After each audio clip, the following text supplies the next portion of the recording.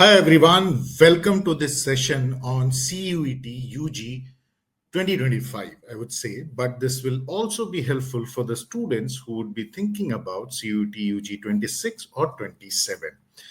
फिलहाल CUT UG 2025 का notification तो आया नहीं है बट कुछ चेंजेस भी अनाउंस हो गए हैं। तो what I am going to do in this session, मैं बात करने वाला हूं सीयूटी एग्जाम के ऊपर और जो भी चेंजेस जो एक्सपेक्टेड हैं 2025 में, जिनके बारे में ऑलरेडी यूजीसी चेयरमैन ने बात किया हुआ है, तो उसके बारे में भी हम डिटेल में समझेंगे कि एग्जैक्टली वो क्या चेंजेस हैं। और जब एग्जैक्ट नोटिफिकेशन आ जाएगा तो हमें एग्जैक्ट डिटेल्स भी पता चल जाएंगी। तो एक्सपेक्टेड है बहुत जल्दी, क्योंकि फरवरी के महीने में ही नोटिफिकेशन आता है और एप्लीकेशन फॉर्म भी रिलीज होता है। तो होपफुली बहुत जल्दी ही जो एप्लीकेशन है वो रिलीज हो जाएंगे, तो नोटिफिकेशन पूरी डिटेल्स के साथ रिलीज कर दी जाएगी बाय एनटीए। तो आपको बाकी चेंजेस अगर कुछ और करते हैं वो लोग तो पता चल जाएगा। तो इस सेशन में मैं सीयूटी के बारे में थोड़ा विस्तार से बात करूंगा, so that every student is able to understand कि सीयूटी एग्जैक्टली है क्या और क्यों एक स्टूडेंट के लिए ये एग्जाम बहुत ही इंपॉर्टेंट है। तो एक काम करते हैं, पहले हम ये समझते हैं कि सीयूटी एग्जैक्टली जो इसका पर्पस है वो क्या है। देखो, जो कॉमन यूनिवर्सिटी एंट्रेंस टेस्ट जो सीयूटी है ये स्टार्ट हुआ था 2022 में। अब इसके पीछे बहुत सारे रीजंस थे। एक तो रीजन ये भी है कि माना जाता है कि गवर्नमेंट का प्लान है कि आने वाले समय में सारे स्टूडेंट्स के लिए हमारे कंट्री में एक ही एग्जाम हो जिसके थ्रू सारे एडमिशन्स हों। तो धीरे धीरे चीजें प्रोग्रेस कर रही हैं। फॉर एग्जांपल अगर आप बात करोगे फिलहाल, तो अपार आईडी बन रहा है स्टूडेंट्स का, विच जो again is on the principle कि one nation one student ID. तो एक स्टूडेंट का एक आईडी होगा और उसमें उसके सारे डॉक्यूमेंट्स मौजूद रहेंगे, तो आपको फिजिकल कॉपीज के लिए परेशान नहीं होना पड़ेगा। तो हो सकता है आने वाले टाइम में, in future, not near future but in future, हो सकता है कि सीयूटी एकमात्र एग्जाम रह जाए जिसके थ्रू सारे कॉलेजेस और यूनिवर्सिटीज में एडमिशंस मिलेंगे। तो जो सीयूटी का एग्जाम है वो 2022 में स्टार्ट किया गया था, विद दैट रीजन की कट ऑफ्स जो हैं क्लास 12th के बेसिस पे जो एडमिशंस हो रहे थे वो बहुत ही हाई हो गए थे। तो उसकी वजह से स्टूडेंट्स के ऊपर काफी सारा प्रेशर भी था। दूसरा रीजन ये था कि कई यूनिवर्सिटीज के अपने एंट्रेंस एग्जाम्स भी होते थे। तो एक स्टूडेंट अगर 2-3 यूनिवर्सिटी में अप्लाई कर रहा है या ज्यादा यूनिवर्सिटीज में अप्लाई कर रहा है, तो उस केस में क्या होता था कि स्टूडेंट्स को मल्टीपल एंट्रेंसेस दिखने पड़ते थे जो कि अलग अलग तरीके से स्ट्रक्चर्ड थे, सबका पैटर्न अलग होता था। तो उससे स्टूडेंट्स को काफी प्रॉब्लम होता था। तो इन सब रीजंस को ध्यान में रखते हुए सीयूईटी जो कॉमन यूनिवर्सिटी एंट्रेंस टेस्ट है उसको स्टार्ट किया गया इन द ईयर 2022। तो 3 एडिशंस एग्जाम के ऑलरेडी हो चुके हैं और इस साल 2025 में 4th टाइम ये एग्जाम कंडक्ट किया जाएगा। तो ओवर द इयर्स काफी सारी लर्निंग भी रही है। जब एग्जाम की शुरुआत हुई थी सीयूटी यूजी 2022 की, तो एग्जाम ऑनलाइन मोड में, मतलब उसमें कंप्यूटर बेस्ड टेस्ट में कंडक्ट किया गया था। तो वहां पर काफी इश्यूज हुए थे। फर्स्ट टाइम था, लाखों स्टूडेंट्स ने एग्जाम लिखा, तो थोड़े केओस हुए। तो उसके बाद नेक्स्ट ईयर उन्होंने उसको फिर दोबारा कंडक्ट किया।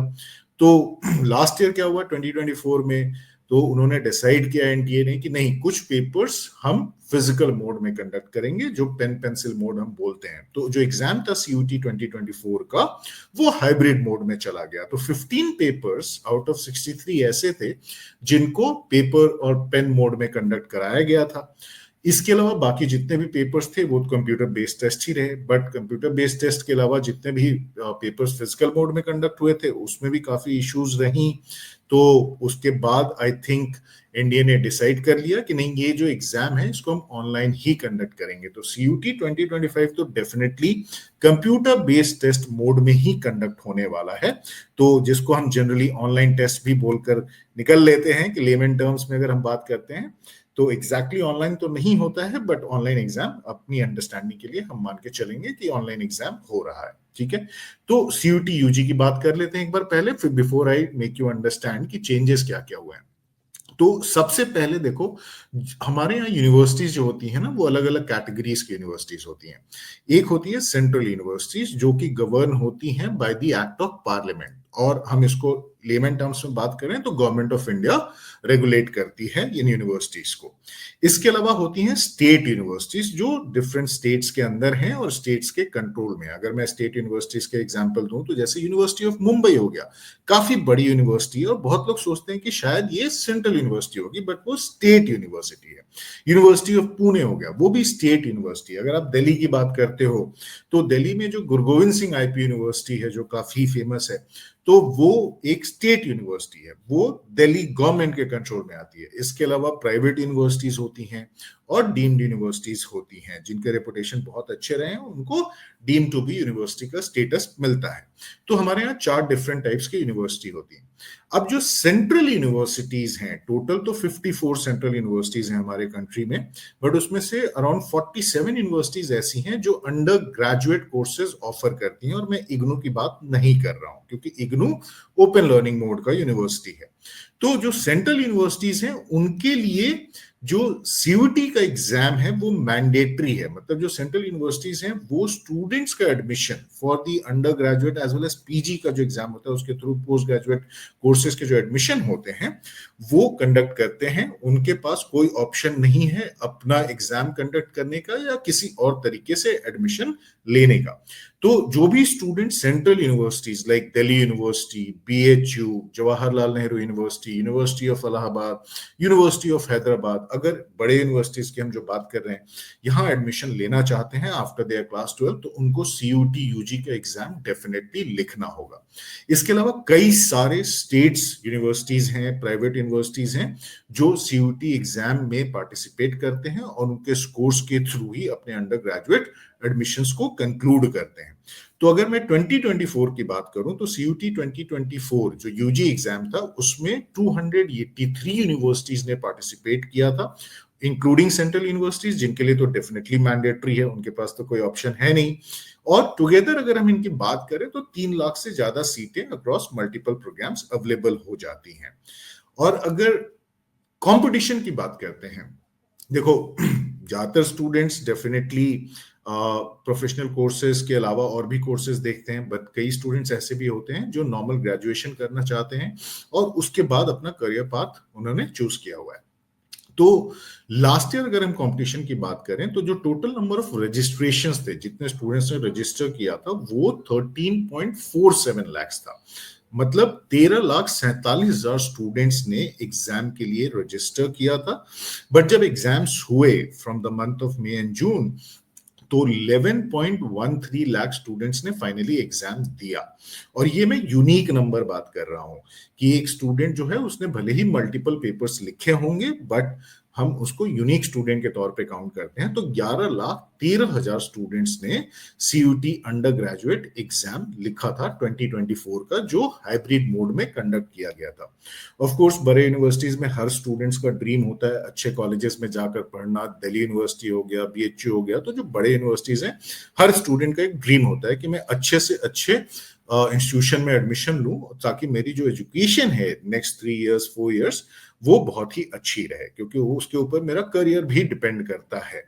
तो कंपटीशन है डेफिनेटली। अगर हम एग्जाम की बात करें आसान नहीं है क्योंकि सीट्स तो उतनी ही रहेंगी हर यूनिवर्सिटीज की, इनटेक तो हर साल बढ़ते नहीं है, तो नेचुरली जो कंपटीशन है वो बहुत ही डिफिकल्ट है। और दूसरी बात ये है कि चूंकि इतने ज्यादा स्टूडेंट्स एग्जाम लिखते हैं तो क्या होता है कि जो बड़ी यूनिवर्सिटीज हैं, लाइक अगर मैं दिल्ली यूनिवर्सिटी की बात करता हूं तो Delhi university definitely CUT mandatory है उनको एडमिशंस के लिए, लेकिन अब उन्हें पता है कि एक कोर्स में बहुत सारे स्टूडेंट्स अप्लाई करेंगे बट हमारे पास सीट्स तो लिमिटेड है। तो जब बहुत सारे स्टूडेंट्स अप्लाई करेंगे उनके स्कोर्स भी सीयूटी में सिमिलर होंगे, तो उस केस में हम क्या कर सकते हैं। तो दिल्ली यूनिवर्सिटी मैं एग्जाम्पल दे रहा हूं कि उन्होंने डिसाइड किया डे 1 से कि हम क्लास 12th का जो स्कोर होता है उसको टाई ब्रेकर के तौर पे यूज करेंगे। तो अगर गलत नहीं होगा अगर मैं ये कहूं कि अगर दिल्ली यूनिवर्सिटी की इन पर्टिकुलर हम एडमिशन की बात कर रहे हैं तो that's a combination of your CUT score plus your class 12 score, तो दोनों का कॉम्बिनेशन बनता है। क्योंकि दिल्ली यूनिवर्सिटी मैक्सिमम स्टूडेंट्स का ड्रीम होता है, मैं एक बड़े यूनिवर्सिटी की बात कर रहा हूं, तो वहां पर क्या होता है कि जब स्टूडेंट्स अप्लाई करते हैं तो एक ही कोर्स के लिए हजारों में स्टूडेंट्स अप्लाई करते हैं, सीटें कम हैं, वो 100 से भी नीचे हैं। तो अब उस केस में डीयू दोनों का कॉम्बिनेशन मिलाकर एडमिशन कंक्लूड करता है। तो सीयूटी डेफिनेटली एक इंपॉर्टेंट एग्जाम है, आपको उसके थ्रू ही एडमिशन मिलेगा अंडर ग्रेजुएट कोर्सेज के लिए। बट ये बात नहीं भूलना है कि आपको अपने क्लास 12 के जो बोर्ड एग्जाम्स होते हैं उसमें भी परफॉर्मेंस काफी अच्छी रखनी है। तो मैं ये कह सकता हूं कि डेफिनेटली जो पर्पस था, एक पर्पस था सीयूटी का कि बच्चों के ऊपर से जो हाई कट ऑफ का प्रेशर है, जो उनके ऊपर क्लास 12 का प्रेशर है, उसको रिमूव किया जाए, बट शायद वो हुआ नहीं है। अब आपको दोनों चीजों का ध्यान रखना है कि आपको सीयूटी में भी बहुत अच्छा परफॉर्म करना है, इसके अलावा क्लास 12 में भी बहुत अच्छा परफॉर्म करना है, और दोनों का कॉम्बिनेशन के थ्रू ही आप टॉप यूनिवर्सिटीज के जो मोस्ट सॉट आफ्टर प्रोग्राम्स है वहां पर आप एडमिशन ले पाओगे। अब सीयूटी 2025 को लेकर के कुछ अनाउंसमेंट्स ऑलरेडी यूजीसी चेयरमैन ने किया था कुछ महीनों पहले। तो कुछ चेंजेस तो डेफिनेटली एक्सपेक्टेड हैं, कुछ के बारे में अभी नोटिफिकेशन आने के बाद अवेयरनेस होगी, उसके थ्रू डिटेल्स पता चलेंगे। तो मैं थोड़ा कंपैरिजन करके आपको समझा देता हूं कि एग्जैक्टली अगर मैं 24 के एग्जाम की बात करूं तो वो किस तरीके से हुआ था और 25 में क्या क्या चेंजेस ऑलरेडी एक्सपेक्टेड हैं जो अनाउंस हो चुके हैं। तो देखो 2024 का जैसे मैंने स्टार्टिंग में ही बताया था कि एग्जाम जो हुआ था वो हाइब्रिड मोड में हुआ था। तो टोटल 63 पेपर्स थे, 3 सेक्शंस होते हैं, लैंग्वेज एक सेक्शन होता है, डोमेन सब्जेक्ट्स का एक सेक्शन होता है, और एक थर्ड सेक्शन होता है जनरल टेस्ट का, जिसको अब जनरल एप्टीट्यूड टेस्ट बुलाया जाएगा।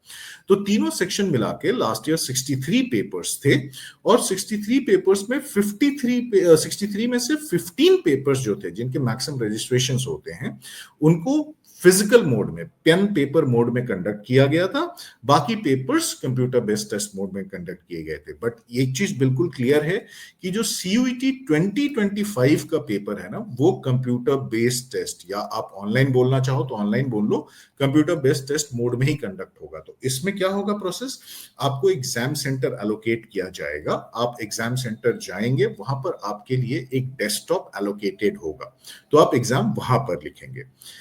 अब अगर हम लास्ट ईयर के पेपर की बात करें, जो एग्जाम ड्यूरेशन होता है, क्योंकि हर पेपर एक अलग एग्जाम होता है, तो मान लीजिए आपने 3 पेपर्स के लिए अप्लाई किया है, तो तीनों हो सकता है कि अलग अलग डेज पे हो, या एक दिन में आपने 2 पेपर लिखे बैक टू बैक, और तीसरा पेपर 2 दिन के गैप के बाद हुआ। ठीक है, तो इस तरीके से भी एग्जाम होता है, तो मल्टीपल स्लॉटिंग होती है। अब लास्ट ईयर तक क्या था, तो 2 साल ऐसा रहा कि 7 ऐसे पेपर्स थे जिसमें से 6 तो डोमेन सब्जेक्ट्स थे, और जो जनरल टेस्ट का पेपर था वो उसके लिए स्टूडेंट्स को 60 मिनट का टाइम एलोकेट होता था। बाकी जितने पेपर्स थे उसके लिए 45 मिनट्स दिए जाते थे, भले ही पेपर ऑनलाइन हो या ऑफलाइन हो। तो इस तरीके से एग्जाम कंडक्ट किया जाता था।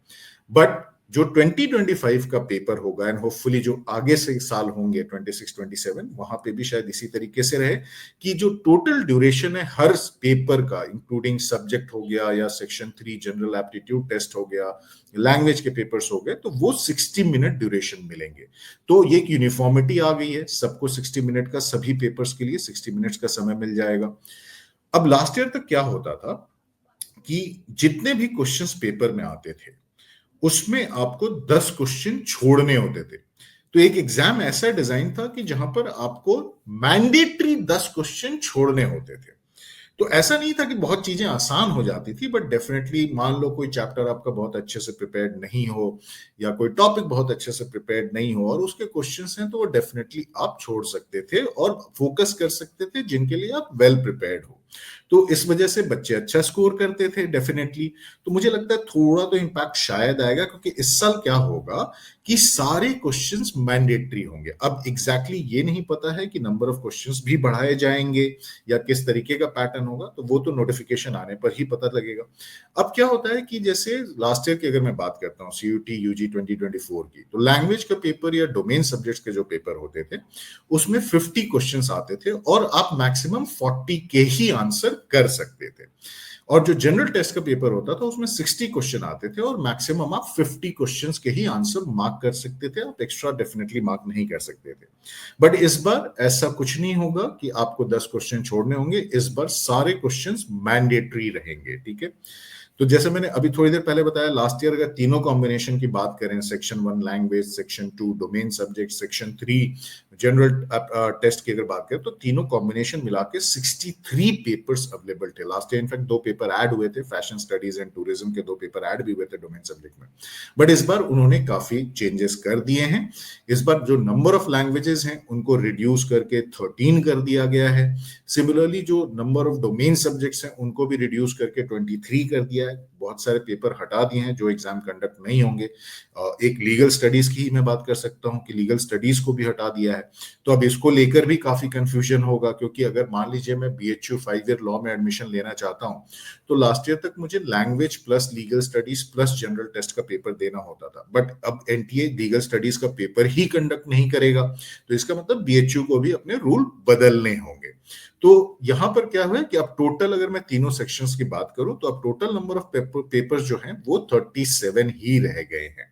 तो ये भी एक अच्छी बात है कि मतलब जो मेन पेपर्स हैं उनके एग्जाम होंगे, और ज्यादातर स्टूडेंट्स तो मेन पेपर ही लिखते हैं। कई ऐसे सब्जेक्ट्स थे जिसमें कुछ हंड्रेड्स में ही स्टूडेंट्स एग्जाम लिखते थे, तो वो उन्होंने रिमूव कर दिया है। और लास्ट ईयर तक आप तीनों कॉम्बिनेशन मिलाकर के मैक्सिमम 6 पेपर का एग्जाम दे सकते थे, जिसको फर्दर रिड्यूस करके 5 कर दिया। इनफैक्ट पहले 10 होता था। सीयूटी 2023 की बात करें तो 10 होता था, उसको रिड्यूस करके 24 में उन्होंने 6 किया। फिर इस बार के लिए बोला है कि स्टूडेंट्स जो है मैक्सिमम 5 सब्जेक्ट्स का ही, सब्जेक्ट्स लैंग्वेज और जनरल टेस्ट मिला के 5 पेपर्स का ही एग्जाम दे सकते हैं। अब ये पेपर कैसे डिसाइड होंगे? ये पेपर डिसाइड होंगे कि आप किस यूनिवर्सिटी के किस प्रोग्राम में एडमिशन लेना चाहते हो, और उस यूनिवर्सिटी ने उस प्रोग्राम के लिए क्या एलिजिबिलिटी रखी है।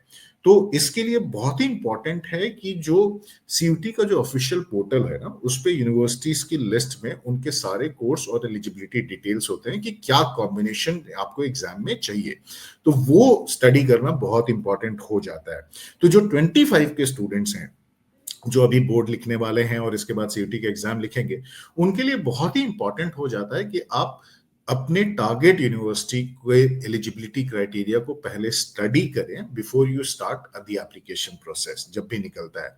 क्योंकि वहां अगर एक भी गलती की और आपने मान लीजिए वो पेपर दिया, मान लीजिए जिसको वो कंसिडर नहीं करते हैं, वैसे तो एनटीए ने बोला है, सीयूटी ने बोला है कि बच्चे इस बार फ्री रहेंगे कि वो जिस पेपर में एग्जाम देना चाहें वो दे सकते हैं, भले आपने वो पढ़ा है क्लास 12th में या नहीं पढ़ा है। बट यहाँ पर यूनिवर्सिटीज का रूल बहुत इंपॉर्टेंट हो जाएगा। तो वो डेफिनेटली जब ऑफिशियल पोर्टल रिलीज होगा 25 के लिए, एक्टिव हो जाएगा, तो वहां पर इसके डिटेल्स डेफिनेटली आ जाएंगे। तो एप्लीकेशन फिल करने से पहले ये स्टडी करना बहुत ही इंपॉर्टेंट है, ताकि आप गलत पेपर ना दे करके आ जाओ और उसके बाद पता चले कि एडमिशन में ही डिफिकल्टी होगी, आपको एडमिशन शायद ना मिले। तो ये चेंजेस तो ऑलरेडी एक्सपेक्टेड हैं, अनाउंस्ड हैं। बाकी कितने नंबर ऑफ क्वेश्चंस होंगे हर पेपर पे, एक जो मेजर चेंज है वो अभी तक अनाउंस नहीं हुआ है, तो वो अवेटेड है, वो डेफिनेटली नोटिफिकेशन में पता लग जाएगा।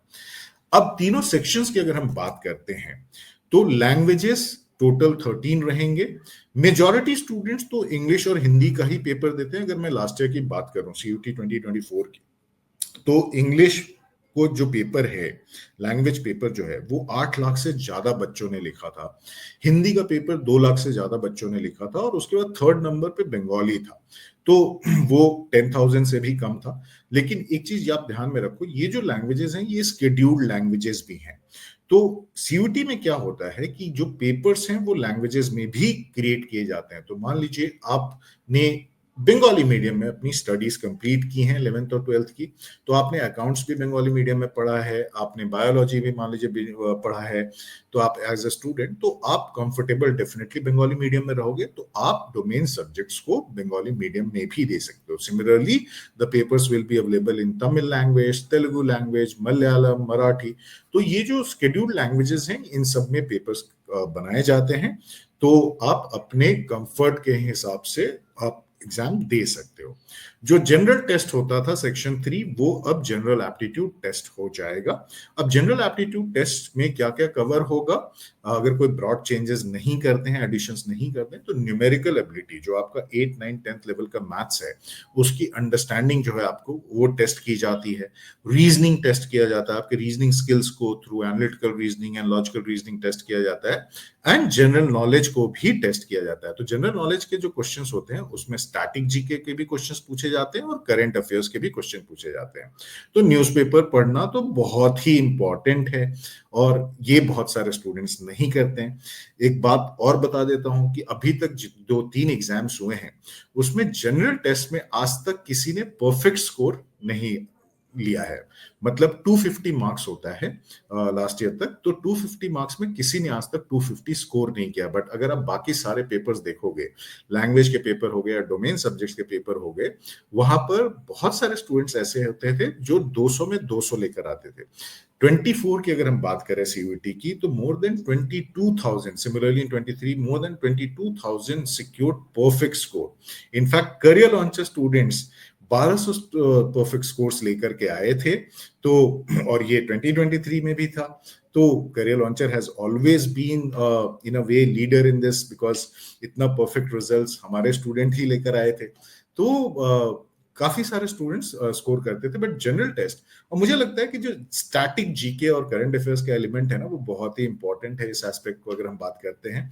तो मेहनत तो करनी पड़ेगी, तो ये भी इंपॉर्टेंट है। तो न्यूज़पेपर रीडिंग की हैबिट तो डाल दो, भले ही आप 25 का एग्जाम देने वाले हो। और जो 26-27 की सोच रहे हैं, जो अभी 11th में है और 12th में मूव करने वाले हैं, और जो 10th में स्टूडेंट्स हैं, बोर्ड्स के बाद आप सोचोगे कि मुझे सीयूटी की तैयारी करनी चाहिए, तो आपको तो डेफिनेटली ये हैबिट डाल देनी चाहिए। क्योंकि जहां पे भी आपको जनरल एबिलिटी टेस्ट और जनरल एप्टीट्यूड टेस्ट का पेपर देना पड़ेगा, तो वहां तो जीके एक इंपॉर्टेंट कंपोनेंट होने वाला है और वो डिसाइडर हो जाएगा कि आप कितना अच्छा स्कोर करते हो। ठीक है, मैं थोड़ा डिटेलिंग कर देता हूं कि एग्जैक्टली किस एलिमेंट और किस तरीके के टॉपिक्स कवर किए जाते हैं। तो जो लैंग्वेज पेपर्स होते हैं, वो लैंग्वेज पेपर आपके एग्जैक्टली क्लास 12 के टाइप से नहीं होता है। क्लास 12 में आप प्रोज और पोएट्री, मतलब लिटरेचर पे ज्यादा फोकस करते हो। बट यहाँ पर जो होता है ना, यहाँ पर आपके जो कॉम्प्रिहेंशन स्किल्स हैं, अनसीन पैसेजेस जो आपने पढ़ा है बचपन से, उनको टेस्ट किया जाता है। आपके ग्रामर की अंडरस्टैंडिंग को टेस्ट की जाती है और आपके वोकैबुलरी को टेस्ट किया जाता है। आपका वोकैब, हिंदी में आप शब्दकोश बोलते हैं ना, वो कितना स्ट्रांग है उसको टेस्ट किया जाता है। तो 2024 में 4 पैसेजेस आए थे, इसके पहले 3 आते थे। बट 4 पैसेजेस में एक खासियत ये थी कि लास्ट ईयर उन्होंने एक पैसेज जो था वो उसमें पोएम इंट्रोड्यूस किया था। तो 22-23 में टोटल जो कॉम्प्रिहेंशन बेस्ड क्वेश्चंस होते थे वो 18 होते थे, हर पैसेज के अगेंस्ट 6 क्वेश्चंस होते थे। लास्ट ईयर 24 हो गए क्योंकि एक पैसेज बढ़ गया। वोकैबुलरी में generally word one substitution type questions आते हैं, फ्रेजेस के ऊपर क्वेश्चंस आते हैं, एंटोनिम, सिनोनिम, स्पेलिंग एरर्स, इस टाइप के क्वेश्चंस पूछे जाते हैं। ग्रामर में फिगर्स ऑफ स्पीच के क्वेश्चंस काफी आते हैं, सेंटेंस रीअरेंजमेंट या करेक्शन के ऊपर क्वेश्चंस आते हैं। तो इस टाइप से जो पेपर होता है वो क्रिएट होता है। तो आपको कॉम्प्रिहेंशन स्किल्स पे भी वर्क करना है, आपको अपने वोकैबुलरी को भी ठीक रखना है और अपने ग्रामर के जो फंडामेंटल्स हैं उनको स्ट्रॉन्ग करना है फिर से। ठीक है, तो ये लैंग्वेज का पेपर हो गया। जो जनरल एप्टीट्यूड टेस्ट हो गया, उसमें न्यूमेरिकल एबिलिटी आता है, जो आपने 8, 9, 10th में पढ़ा था, वो आपको एक बार फिर से रिवाइज करना है। अरिथमेटिक फोकस होता है, डेफिनेटली ज्यादा क्वेश्चंस अरिथमेटिक से पूछे जाते हैं। परसेंटेज हो गया, प्रॉफिट लॉस डिस्काउंट हो गया, टाइम एंड वर्क हो गया, टाइम स्पीड। तो ये जो इंपॉर्टेंट टॉपिक्स, और ये आप बचपन से पढ़ रहे हो, है कि नहीं? तो इसको आपको दोबारा से रिवाइज करना होगा और अच्छे से प्रैक्टिस करनी होगी ताकि आप हर क्वेश्चन में स्कोर कर सको। स्टैटिक जीके और करंट अफेयर्स की तो अभी मैंने बात की ही, तो ये बहुत ही इंपॉर्टेंट हो जाता है। तो न्यूज़पेपर रीडिंग की हैबिट तो डाल लो अगर सक्सेसफुल होना है इस पेपर में। और रीजनिंग में विजुअल रीजनिंग, जो पैटर्न बेस्ड रीजनिंग होता है, इमेजेस वाले, वो भी पूछे जाते हैं। पजल्स होता है, ब्लड रिलेशंस के क्वेश्चंस होते हैं, सीरीज के क्वेश्चंस पूछे जाते हैं, एनालॉजी बेस्ड क्वेश्चंस होते हैं। और लास्ट में उन्होंने एक डिक्शनरी टाइप क्वेश्चन कि डिक्शनरी में किस ऑर्डर में ये वर्ड्स आएंगे, तो आपको अरेंज करना होता है। तो आई थिंक बहुत डिफिकल्ट नहीं होता, बट थोड़े प्रैक्टिस और अंडरस्टैंडिंग की तो रिक्वायरमेंट होती है। तो इसलिए कहते हैं कि जो जनरल टेस्ट होता है ना, जनरल एप्टीट्यूड टेस्ट का जो पेपर होता है, वो प्रैक्टिस के ऊपर डिपेंड करता है कि आप कितना अच्छे से ये पेपर दे पाओगे। वो आपके कितने प्रैक्टिस आपने किया उसके ऊपर डिपेंड करता है। और जो डोमेन सब्जेक्ट्स होते हैं ना, उसमें वेरिएशन होता है। नॉर्मल एमसीक्यूज तो डेफिनेटली 30-32 क्वेश्चंस पूछे जाते थे out of 50। Match the following के भी सेट्स होते थे। केस स्टडी डेफिनेटली पूछा जाता है। लास्ट ईयर रीजन रिजर्वेशन नहीं थे, बट अगर मैं 23-22 की बात करूं तो रीजन रिजर्वेशन वाले भी क्वेश्चंस थे। अब एक मिथ जो है ना, वो स्टूडेंट्स के अमंग है कि जो सिलेबस है वो क्लास 12 सीबीएसई के ऊपर बेस्ड है। ऐसा कुछ नहीं है। प्लीज अंडरस्टैंड द फैक्ट कि जो सीयूटी का जो एग्जाम होता है ना वो सभी स्टूडेंट्स के लिए, वो किसी बोर्ड स्पेसिफिक नहीं है। तो इंडिया में जैसे 1,43,00,000 स्टूडेंट्स हर साल एग्जाम देते हैं क्लास 12 का, ऑलमोस्ट 1.5 करोड़ हम बोल सकते हैं। तो वो सबके लिए, क्योंकि हर स्टूडेंट आगे पढ़ना चाहेगा, यूनिवर्सिटी में कॉलेजेस में एडमिशन लेना चाहेगा। तो एक चीज ध्यान में रखना कि आपको जो सिलेबस है ना वो ऑफिशियल वेबसाइट के सिलेबस को फॉलो करना चाहिए। हो सकता है एक आध छोटा टॉपिक या बड़ा टॉपिक ऐसा हो सकता है कि किसी बोर्ड में 11th में पढ़ाया गया हो, तो वो ध्यान में रखना है। और मेरा सजेशन है कि जो one of the best books है apart from any other study material you are following, तो डोमेन सब्जेक्ट्स के लिए तो एनसीईआरटी बुक्स तो डेफिनेटली फॉलो करनी चाहिए, और वहां से क्वेश्चंस आते हैं, तो बहुत ही इंपॉर्टेंट है। तो कैसे तैयारी करोगे? तो इंपॉर्टेंट है कि जो आप नॉलेज है ना, अभी जनरली क्या होता है क्लास 12 में आप नॉलेज के ऊपर फोकस करते हो। बेहतर ये होगा कि साथ साथ में आप उस नॉलेज को कैसे अप्लाई करेंगे, अगर डिफरेंट टाइप ऑफ क्वेश्चंस पूछे जाएंगे तो वो इंपॉर्टेंट होता है। तो एप्लीकेशन पर्सपेक्टिव से हर कॉन्सेप्ट को समझने की कोशिश करो। जो 12th में मूव करने वाले हैं उनके लिए तो सबसे अच्छा तरीका है कि आप अपने 11th-12th के सिलेबस के साथ साथ उसको उसी तरीके के क्वेश्चंस प्रैक्टिस करना शुरू कर दो। और जो बोर्ड्स एग्जाम अभी देने वाले हैं 2025 में, आप जब अपने बोर्ड्स के लिए रिवीजन कर रहे हो तो थोड़ा प्रैक्टिस, क्योंकि देखो आप थोड़ा तो इधर उधर टाइम निकाल ही सकते हो, तो वो करना इंपॉर्टेंट है। और बोर्ड्स के बाद जो 40-45 डेज मिलेंगे वहां पर बिल्कुल मेहनत करनी है इसके ऊपर। तो हर कॉन्सेप्ट के ऊपर पूरी पकड़ होनी चाहिए ताकि कोई क्वेश्चन मिस ना हो। और इस बार तो क्वेश्चंस ऑप्शनल है नहीं, तो मुझे इतना ध्यान में रखना है, अगर मैं कहूंगा कि हमें पूरी डिटेलिंग के साथ पढ़ाई करनी है, तो आप अभी बोर्ड एग्जाम्स भी लिखने वाले हो तो एक आध घंटा तो डेली डेफिनेटली निकालो। जीटी को समय लगता है प्रैक्टिस करने में स्पेशली, और बाकी एरियाज के लिए भी कोशिश करो कि दिन में 2-3 घंटे अगर निकाल सकते हो। देखो 24 घंटे तो आप डेफिनेटली बोर्ड्स के ऊपर बोर हो जाओगे, है ना। तो थोड़ा इधर करोगे तो जो माइंड का कंसंट्रेशन है वो भी अच्छे से वर्क करेगा। बट इस बात का ध्यान रखना कि रूम नहीं है किसी भी तरीके के एरर का, आप कोई भी गलती अफोर्ड नहीं कर सकते हो, क्योंकि उससे आपके परसेंटाइल्स ड्रॉप करेंगे जो आपके एडमिशन के चांसेस को अफेक्ट करते हैं। तो प्रिपरेशन परफेक्ट होनी चाहिए परफेक्ट स्कोर लाने के लिए। Before I and this session, मेरे कुछ गोल्डन रूल्स मैं स्टूडेंट्स को हमेशा बताता हूं, ये हमेशा आपको ध्यान में रखना चाहिए। देखो आप टारगेट कर रहे हो दिल्ली यूनिवर्सिटी को, आप टारगेट कर रहे हो बीएचयू को या किसी बड़े यूनिवर्सिटी को जो सीयूटी में पार्टिसिपेट कर रहे हैं, बट मेरा सजेशन होगा कि अपने ऑप्शंस को लिमिटेड मत करो। ये बहुत इंपॉर्टेंट होता है। कई स्टूडेंट्स बोलते हैं नहीं मुझे तो सिर्फ सेंट स्टीफेंस में जानना है। मान लो स्कोर किसी वजह से एक पेपर में कम हो गया और आपके चांसेस नहीं बन रहे हैं, तो उस साल तो आपके एडमिशन ही रुक जाएंगे, आप कहीं अप्लाई नहीं करते हो। तो हमेशा अपने कोर्स और कॉलेज के ऑप्शंस को ओपन रखना चाहिए, कभी भी एलिमिनेट मत करो प्रीमेच्योरली। दूसरा होता है कि दोनों इंपॉर्टेंट होते हैं। कई स्टूडेंट सोचते हैं कि नहीं कोर्स इंपॉर्टेंट है, कॉलेज कोई भी मिलेगा चलेगा। कई स्टूडेंट्स होते हैं कि नहीं मुझे तो टॉप कॉलेज में जाना है, मैं कोर्स पे कॉम्प्रोमाइज कर लूंगा। तो इस तरीके से वर्क नहीं करता है। आपको दोनों की सिंथेसिस जो है ना वो बहुत इंपॉर्टेंट है, दोनों का इक्विलिब्रियम बहुत इंपॉर्टेंट है। हमेशा कोशिश ये होनी चाहिए कि अच्छे कोर्सेस जो मेरे करियर को हेल्प करेंगे, जो मेरे करियर से अलाइंड हैं, एक अच्छे कॉलेज से पढ़ाई करूं। देखो एक कॉलेज का जो इन्वायरमेंट होता है वो बहुत बड़ा रोल प्ले करता है किसी भी स्टूडेंट के लिए, इजंट इट। तो कॉलेज और कोर्स का सिंथेसिस होना बहुत ही इंपॉर्टेंट है। तो हमें अपने ऑप्शंस ओपन रहने चाहिए। मान लो दिल्ली यूनिवर्सिटी का एक लो रैंक कॉलेज मिल रहा है, तो क्या मैं बीएचयू प्रेफर ना करूं या यूनिवर्सिटी ऑफ हैदराबाद प्रेफर ना करूं? मुझे लगता है ऐसा ही करना चाहिए। या प्रोफेशनल कोर्सेज हैं कई सारे कॉलेजेस में, नरसिम्हन जी हो गया जैसे for example Bombay, Saint Xavier's हो गया, तो ऐसे बहुत सारे हैं, सिम्बायोसिस के बहुत सारे प्रोग्राम्स हैं। तो अगर मेरे प्रोग्राम के choices outside of the CUT भी अवेलेबल हैं तो हमें उन पे भी फोकस करना चाहिए, ताकि जो मेरा जो नेक्स्ट 3 इयर्स 4 इयर्स का जो स्टडीज हैं वो एक अच्छे कॉलेज में हो। उसका बहुत इंपैक्ट होता है, कई जगह प्लेसमेंट्स भी होते हैं अगर आप अच्छे कॉलेजेस में हैं। तो इन गोल्डन रूल्स को डेफिनेटली ध्यान में रखो, सीयूटी की तैयारी करो, बट गोल्डन रूल्स को डेफिनेटली ध्यान में रखो। तो जैसे जैसे और डिटेल्स इमर्ज होते हैं हम आपको डेफिनेटली अपडेटेड रखेंगे। तो इसके लिए क्या करना है? इसके लिए सब्सक्राइब करना है चैनल को, वीडियो को लाइक करना है और फ्रेंड्स के साथ, फैमिली मेंबर्स के साथ शेयर करना है।